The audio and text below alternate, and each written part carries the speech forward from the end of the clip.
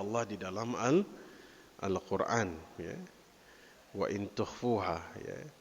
Jika kalian sedekah secara terang-terangan itu baik, tapi jika kalian sembunyikan maka itu lebih baik, ya.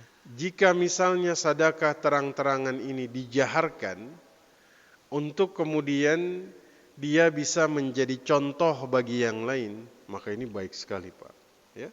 Jadi dia sedekah untuk memancing agar yang lain itu melakukan hal yang sama. Jadi dia sedekah agar dicontoh orang lain.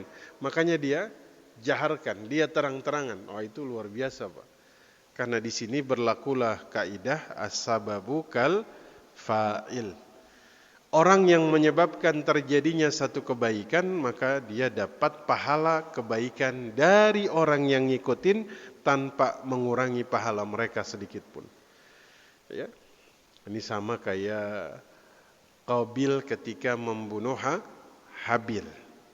Kata Nabi, kalau ada pembunuhan yang dilakukan oleh anak cucu Adam, maka Qabil dapat dosanya sampai hari kiamat.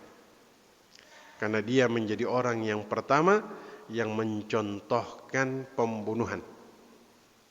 Maka jika kita terang-terangan, Pak, agar diikuti oleh orang lain, nah, di saat itulah maka yang terang-terangan ini jadi yang terbaik, Pak, ya.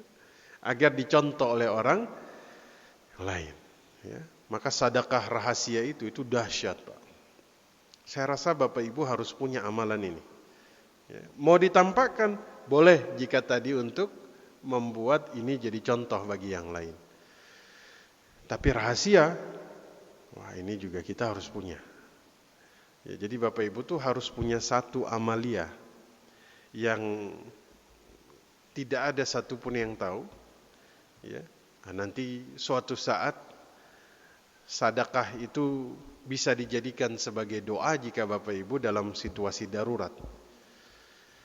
Seperti 3 orang yang masuk ke dalam gua itu, ya.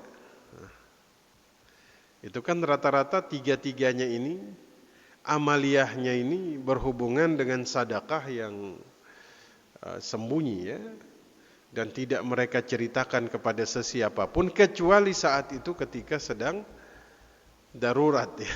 Akhirnya kan masing-masing doanya tuh menggunakan sedekah yang dia lakukan dengan rahasia sir. Yang satu terhadap sepupunya, yang satu terhadap orang tuanya, yang satu terhadap pekerjanya, ummalnya, ya. Jadi begitu, Pak. Kalau misalnya dia jaharkan agar kemudian orang lain itu mengikuti, oh, itu bagus sekali, Pak, ya.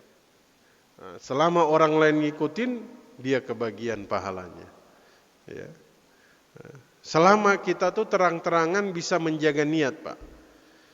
Ya, karena yang tadi saya sampaikan ada satu kecenderungan yang dominan dalam diri kita agar diketahui orang lain. Oh, itu godaan ini nih paling besar ini. Ya, kita harus paham bahwa iblis ini pasti kemudian dia menggoda. Kasih tahu, biar orang tahu siapa kamu. Oh, ini kan yang iblis nih. Tapi jika kita tunjukkan agar menjadi contoh, insya Allah ini baik, ya. Niatnya bisa kita manage dengan baik. Wallahu a'lam bishawab. Wallahu a'lam. Ada lagi?